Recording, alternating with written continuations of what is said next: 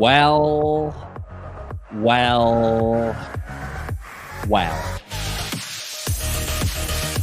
was the game. Not necessarily the game that we were expecting it to be in the end.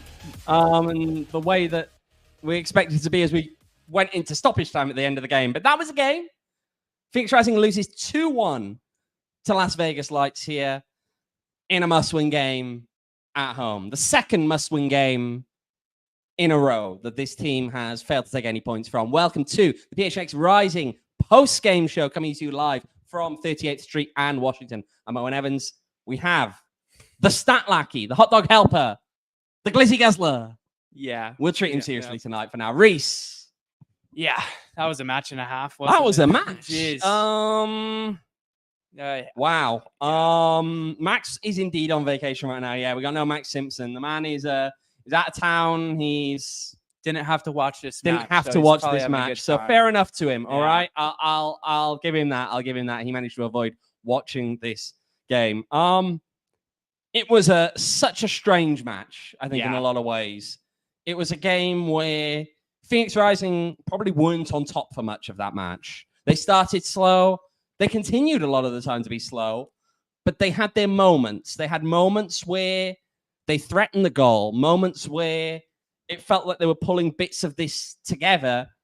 And yet, as soon as you then think maybe this ugly game has worked in their favor. I mean, as Diego Gomez said after the match in his post-game interview, it was a much more transitional game than he was expecting. Mm-hmm. Oh, no, it was a much more transitional game. Sorry, that was the plan. Much more transitional than we've seen.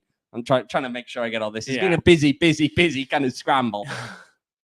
Much more transitional. That was kind of the plan in there. It was the nature of having a different team and all of that kind of stuff.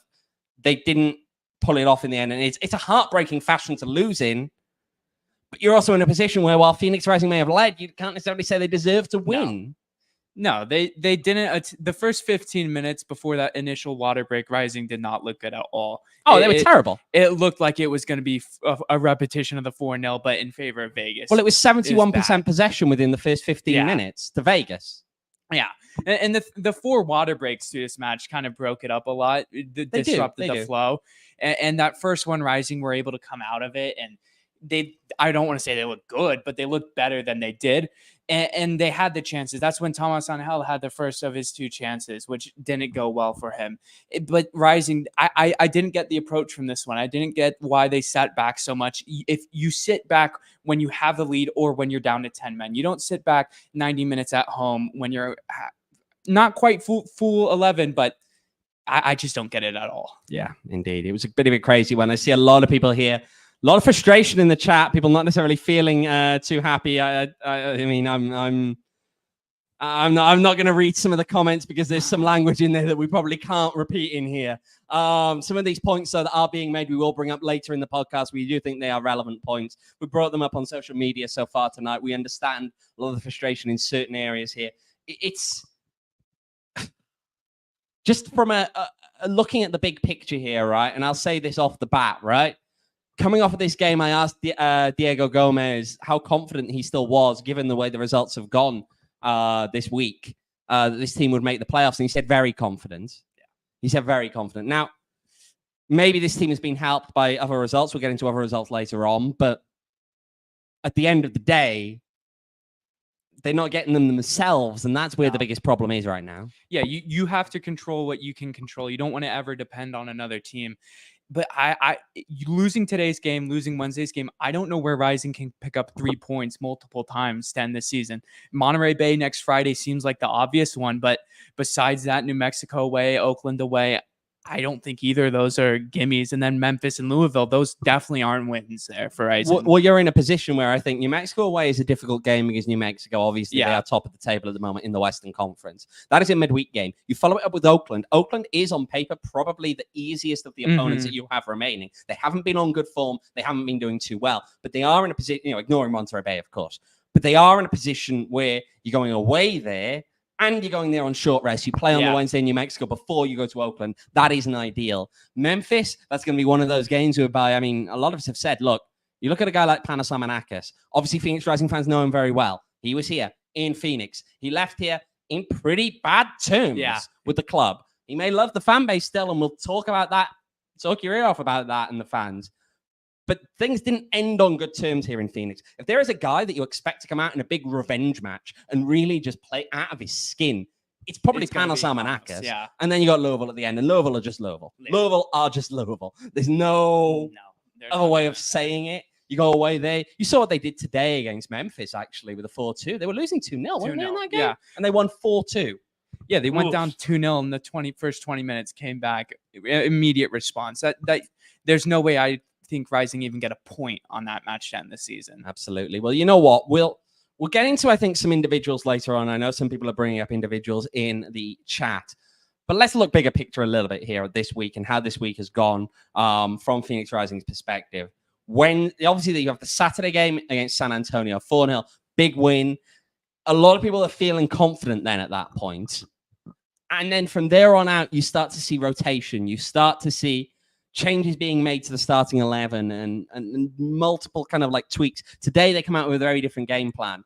To some point, though, I think you can also probably make a point here that what we saw felt in a lot of ways, I think, this week, like a kind of, to put it as politely as I can, Rick Shantz style rotation. Yeah. You had a case where you're kind of viewing all of these games. In a case where you're going to have to rotate, instead of saying we'll go 100% in this game and 80% in this game, they went 90% in both games in the latter part of the week. And in the end, it ended up costing them. You're at a point whereby maybe if you'd have gone all in on Orange County, you'd have played Charlie Dennis. I mean, we spoke about that in the post game with Charlie Dennis. I think that one's been done to death a little bit, but it's still really relevant here that Charlie Dennis is a huge part of that team. Maybe not tonight, but he would have probably had especially the form he was coming off of that San Antonio game with, you'd have hoped for a little bit more. You didn't see that. You ended up in a case whereby they make the rotation in midweek and kind of bank on the fact, I think, that the second string would be capable of pulling things off, of finding ways to get that result in Orange County, and then they come back here in Vegas and still have enough of the quote-unquote the first choice players to make it happen. In this case, the problem is you've kind of gone for everything and come with nothing. Well, for me, the starting 11 today is just a weird hodgepodge of guys. I get putting JP Scarce out here, but I don't think anyone can name one moment that he had today, anything he did. And that's not disrespect, but he wasn't a big factor in this match. And then going Edgardo Rito and Rito on the right, Margarita on the left. I think Margarita's looked better on the right his entire tenure in a Rising uniform. So I think you need to find a way to get him to play on the right more consistently. And Edgardo Rito, I believe it was Rye Bales in the chat who said, feel bad for Remi and Rito, their first good games in a while. I think Rito, it wasn't a good game for him, but I don't think it was his best game in a while, but with Rito, I think there's better options than him. I don't know. I don't know with this rotation today. It was a weird one, a weird game plan in a lot of ways. Again, it almost paid off. We have to be fair there. It did almost work. Now, as we come on the other side of the break, we'll get into, I think, some of the finer details on certain elements of this that maybe could have, just been missing today or other areas that maybe really need improvement. But before we do that, let's talk a little bit about our friends at Branded Bills, because Phoenix Rising may let you down in stoppage time, but Branded Bills will not let you down. I actually got a cap in my bag there, Reese. Do you want to go grab it? We'll go get it because it'll be in the bag in that main pocket that's open. So Branded Bills, they got all kinds of good stuff. He's got it. Pop it on, Reese. Go on, you can wear it. You can wear it. How do you feel? How do you feel about that? Nice. It's a little tight. But... a little tight for you because it was set for my head. And I've got a big head, so 7 7/8. So, but very nice hat. Very nice hat. Good material. Flexible strap. Sun Devil logo. Sun Devil. There we go. We're back. Way better than the Wildcat logo. They do have Wildcat stuff. I mean, if you're so inclined, I don't know why you would be. Yeah. If you are so inclined, they do have that as well. They got all other kinds of colleges as well. All other kinds of products as well. It's not just these caps. They got the snapbacks, truckers, fitties, beanies. They do tees as well. They're a local business as well based here in Mesa. If you want to go check out brandedbills.com, use the promo code PHNX, you get 20% off of your first order. And of course, we've also got to talk about our friends at Circle K. I stopped in today to fill up on the gas, and it's important. If you're going to do that, you want to save money, right? Oh yeah, gas is Gas costs money. It does. You save money?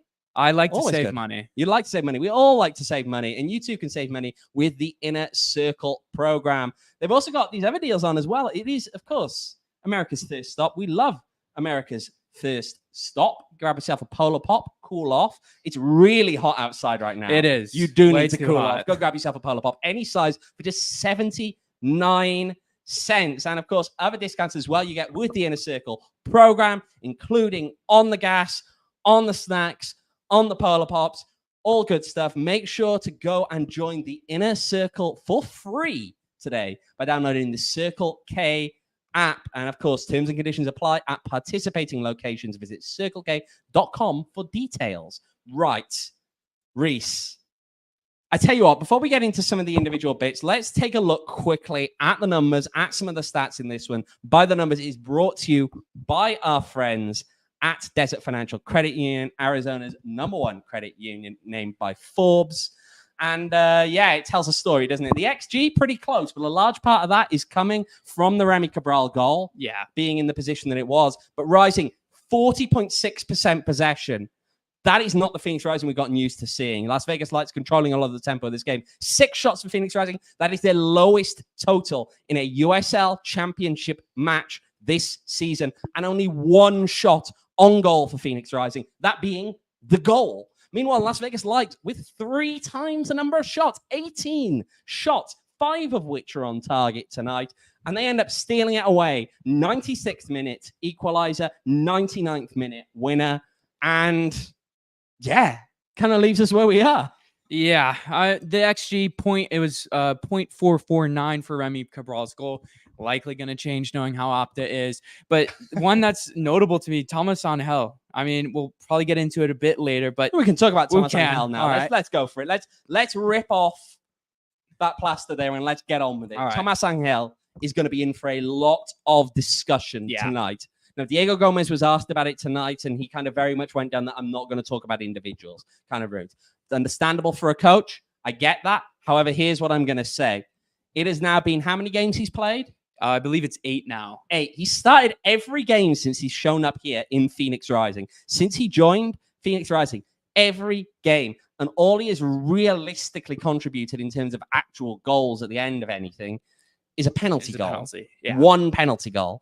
This is your starting number 9, and you've been starting him. Now, he played a bit more of a 10 maybe today.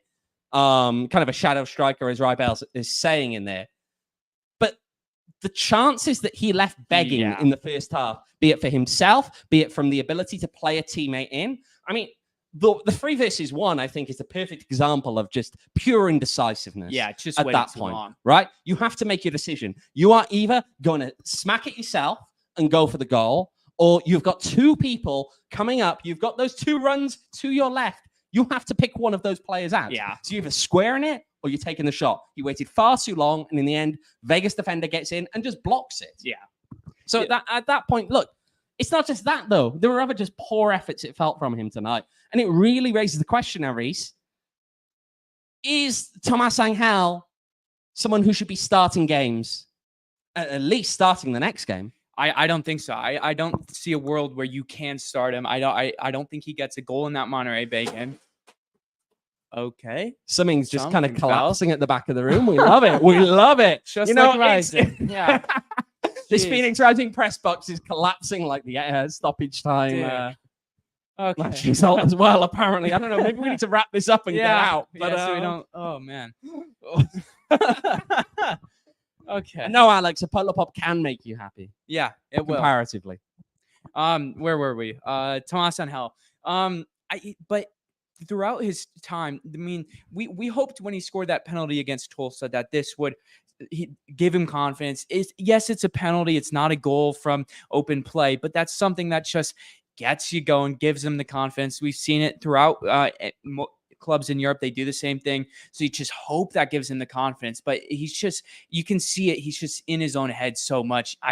You just have to give him a match off, in my opinion. You probably do. I look, my words in the first half and kind of where things were, I kind of said that my fear was, and look, I think Tomas Angel has far more quality than the player I'm about to name. I agree. My fear, you know exactly what I'm about to name. Yeah. I fear that Tomas Angel could be at risk of being effectively David Egbo by this club. Now, for those of you who don't know, who necessarily didn't follow this club back in 2021, I believe it was. Yes. David Egbo was on loan, young player, probably more of a 10 than a true number 9. And in some ways, Tomas Angel, you could possibly argue similarly. Yeah. At times, had pretty much as soon as Rufat Dadashov, who was really the main striker going into that season, was transferred out in mid-season, and David Egbo had it all thrust upon him. The team was struggling to score. They were having a lot of issues. He took kind of the brunt of that. And the problem then is effectively destroyed, I think, a young player. His confidence fell through the floor. Yeah. Really nice guy, by the way. And shout out to Rybels, they're saying he's the GOAT. He was always a really nice guy. He did move on to Memphis. He played a season over there afterwards and came over and said to... had some good times with the Rising fans there. And I know we got a lot of people who really do like David Egbo in here. But I still think that season really, really destroyed a lot of his confidence. I mean, Gunning Man Pat, they're saying Rising broke Egbo. He never recovered. Yeah, he didn't. He didn't, right? And I fear that, look, maybe you're not doing it to the same extent, but I do fear that you're on a path, at least for this season, to putting him in a similar position, right? And maybe that's why things are going the way they are. Maybe that's why in that 3 versus 1, he's so slow. He's so late to it because he's overthinking things. Maybe that's what we're dealing with here. But the problem is when you are insisting on starting him every game, and he is not putting the output there that justifies that, you're probably not going to... It feels like it's very much a just stick with it. It'll work.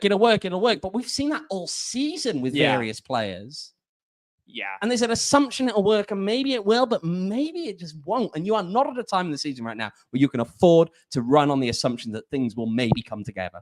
Yeah, I do think Angel offers good qualities. I think his off-ball movement and his help and build-up is good. It's something that Rising do need. But once he gets to the final third, that's where it just comes apart for me. And I mean, you have Remi Cabral. Remi Cabral played, 70 minutes or 65 because he came off right after the goal as he took the collision. So if he's out now, we don't know. Obviously, I don't know. Because he hit his head and then he was grabbing his leg. So just hoping it's a knock. But if he's out Friday, then you get, I don't know. It's to me, Angel, you just have to rest him. You just have to get him away from it.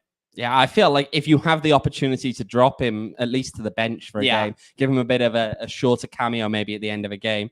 I don't know. We'll have to see. Right? It's a very old one. Here's the other thing I'll add on this one, right?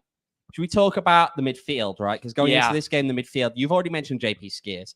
And I think it was fair to say at halftime, most of us were saying, is JP Skeers playing today? It felt as though he was someone who's really anonymous, to be honest, out there. I think Charlie Dennis coming off of probably his best game in a Rising shirt this time last week. Yeah. Really had a poor game at times tonight.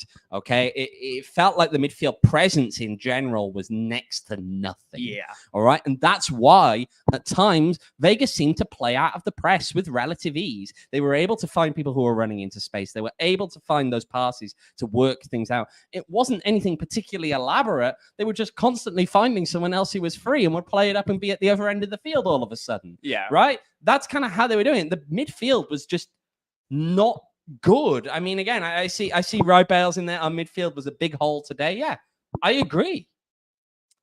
It's for me, this match showed how important Renzo Zambrano is to this team because Renzo makes his presence felt every time he's on the pitch. Skeers didn't do that today. And throughout the first half, Dennis didn't do it today. He felt like every time the ball came near Dennis, it was a Vegas player running past him, just getting past him.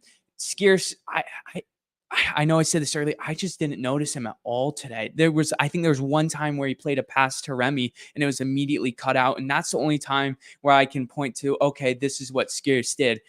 But I also think, not to harp too much on Angel, it's back to him because changing that style of play to fit him in there, that just doesn't make sense to me. I think you missed Renzo and you missed Julio in this match. Yeah, I can see that. I mean, if you're going to do that, though, realistically, if you're talking about bringing Julio back in, who?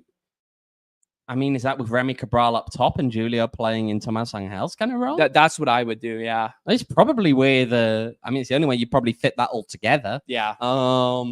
because you still do want Charlie Dennis there. To Matt's point here, I wonder how the players feel after a game like this. Are they invested? I can't.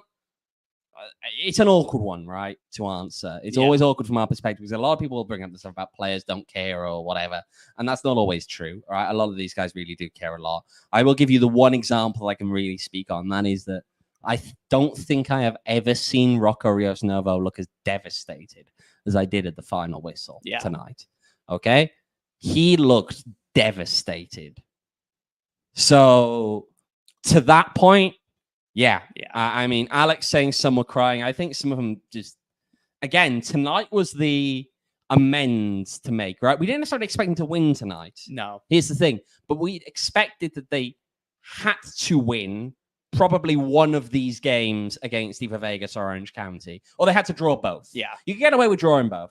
After losing in the way they did against Orange County, tonight was the chance. And ugly or not, and it was ugly at times, right? That low shot total, all of that kind of stuff. And again, I said a few weeks ago, if you got to play ugly to get results, it's the time of the season. You got to play ugly to get results.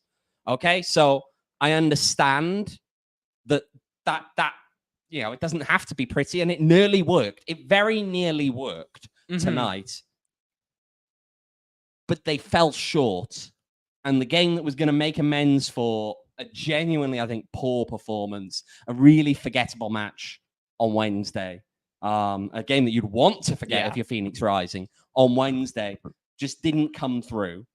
They were so close to doing it, but to concede in the 96th minute, to concede in the 99th minute, just utter gutting. Yeah. I mean, I still think there's a time and a place to make the game ugly. Rising just didn't come out looking for a goal. If they came out looking for a goal, got one early, then shut up shop, I think this match is a different story. But because it felt like they tried shutting up shop before kickoff almost, that's where you lose me. That's where I think you have to try to win the game early, and they didn't. They obviously get the goal from Remi Cabral in the second half, but that was only because of a mistake from Las Vegas's goalkeeper. Edgardo Rito presses him and wins the ball. I believe it was Margarita who played it to Remi, but that you weren't going to get the goal with. I just don't know. You weren't going to get the goal from open play. It was from a mistake from Vegas. And I just don't get that. So Ryan Bales is coming about Rocco had another great game today. It sucks knowing he'd be gone next year. If I had to put money on it, I'd say that he's not here this next year. He's here until the end of this season, as far as I would believe. I would be shocked. If you were to tell me he was to come back next year, I would be well and truly shocked. He came here in a year last year where they pulled everything together. Everything was great. The team had a generally good spirit. They managed to kind of pull together in the right direction at the end of the season. They came off on such a high.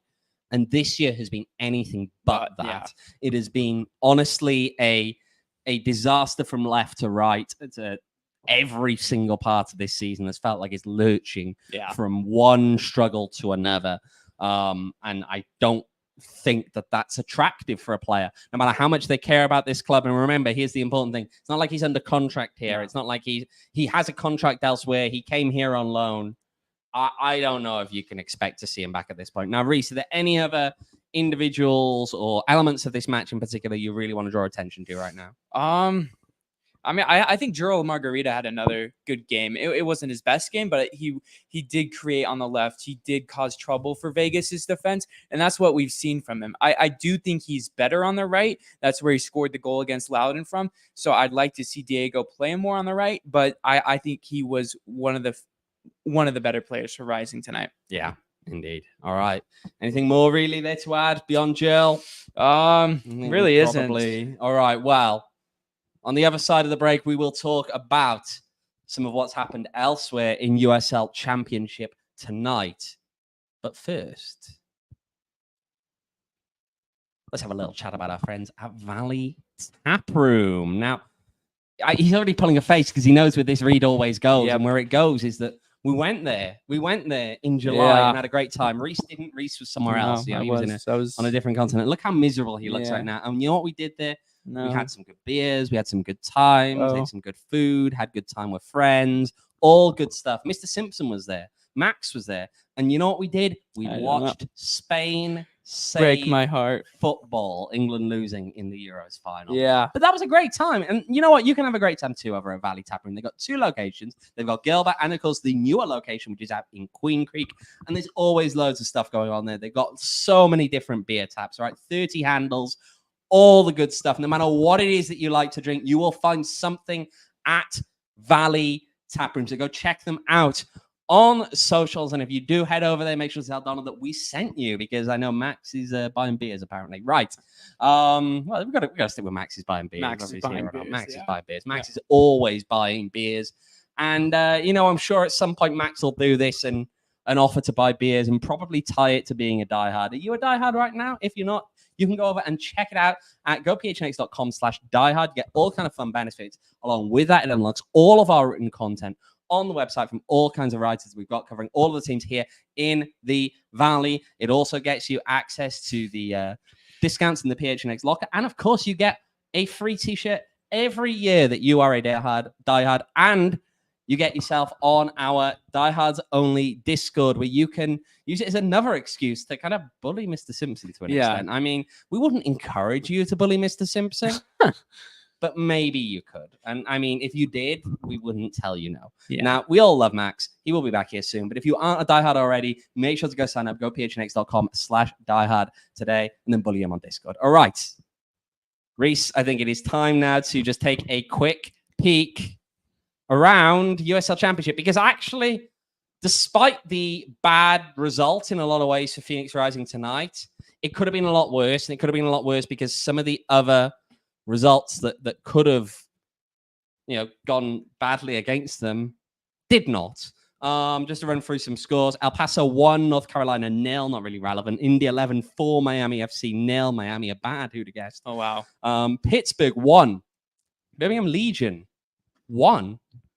Loose City 4-2 over Memphis 901, coming back from 2-0 down. Shout out Peyton Gallagher on the call on that. Oh, he was? Yeah, Peyton Gallagher on the call. We love Peyton. Love Peyton. We've had Peyton on the pod before. Colorado Springs 1-1 with Loudon. You got San Antonio FC losing 3-1 at home to Rhode Island, to 10-man Rhode Island. Admittedly, they went down to 10 men at the very end of that game. That's a big result in this one. Detroit City picking up a 2-0 road win at Monterey Bay for this one. And then, of course, the disaster that was here. Yeah. Some other things from the weekend: Tampa Bay Riders against Hartford. Obviously, that match was postponed due to the ongoing situation over in Tampa Bay and Florida. Oakland Roots playing tomorrow against FC Tulsa. That'll be a big one. Big one at the top again of the conference. We saw these two teams meet earlier in the season. Probably won't have a whole lot of impact in terms of first place. I think New Mexico have summed that one up, but they will be traveling away to Sacramento Republic. Sacramento really need to push their credentials right now to be one of the host teams in the first round, which actually, funnily enough, Las Vegas Lights really did themselves a favor with this result in terms of doing that, the result they got today. So that tells you where things are going at the moment with the USL. We'll have a quick look at the standings, just talk you through them at the minute. Phoenix Rising, they remain 1 point ahead of Orange County with the same number of games played now as Orange County. However, they are 5 points clear of Tulsa, but Tulsa have one game in hand. Tulsa, though, not on a good run of form right now, and they travel away to Oakland tomorrow. San Antonio are also 5 points behind, same games played. But if you're looking up the table, because I know some people have been wanting to look up the table, you're currently 4 points behind Oakland Roots in 6th. You are a whole 7 points behind 5th with a game in hand. And you are 4th place is on 44 points. You are 8 points behind them. And SAC have the game in hand because they're playing New Mexico tomorrow. So, not great. No home great at all. I feel as though that may be just a little bit too far gone. Yeah, I mean, again, we kind of knew that. I think we'd all been speaking about the fact that this. But then some people like to talk as though it was still possible. No. Yeah. No. Hang on a minute. Can we come even? No, I can't go much closer because A, this mic may not go, and B, it'll be out of focus anyway. But no. Yeah. It's I do think what a night. That Tampa Hartford postponement could be impactful for Rising. Our Hartford end the season. Their final 2 matches are Tulsa away and Orange County away. So you're going to have to try and make stacking the fixture congestion there for Hartford is a struggle for a Hartford side that aren't necessarily that good anyway. Yeah, that's a valid point. That's a really good point. Thank you, Rees. Yeah. That's why we keep the stat lackey around, everybody. Rees.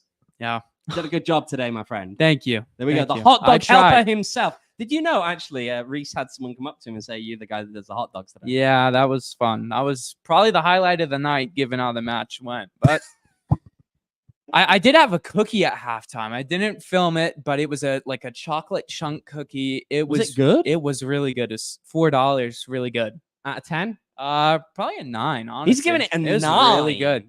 It was a really 9 from Rees. That's high praise. Indeed. All right. Well, make sure to join us. I believe we're on Monday this week because of the Friday game. We got Monday and Wednesday, I think, this week because of the Friday game. So make sure to join us on Monday. We look forward to seeing you then. I hear that Mr. Simpson will be back from, Mr. Vacations will be back before missing the next 3 games again. Is he actually? Jeez. I know. But Mr. Vacations will be back for that one. We love you, Max. If you're watching from afar, you're probably not. You probably fell asleep after the game. Jeez. People are smashing up upstairs right now. Okay. We probably better wrap this one up. But we'll see you on Monday. And again, if you aren't already a diehard, make sure to go over, check out gophnx.com/diehard for more details on that. And you can follow the podcast, obviously, at PHNX__rising. Double the underscores, double the goals conceded in stoppage time to mean that you drop 3 points. You can follow myself on Twitter at OJM18. Rees, you are at Rees11_. Rees11_. You can follow Max if you want. Maybe tweet about him, ask him how his vacation's going. Max David Simpson. You can follow our producer, Eric Ruby, at, unsurprisingly, Eric Ruby. That's Eric with a K. And I think that about wraps us up right now. Yeah. Normally Max wraps these off with that "it's a beautiful game" thing, but quite frankly, after tonight, no, it isn't. So on that note, good night. We all silly like the mayor.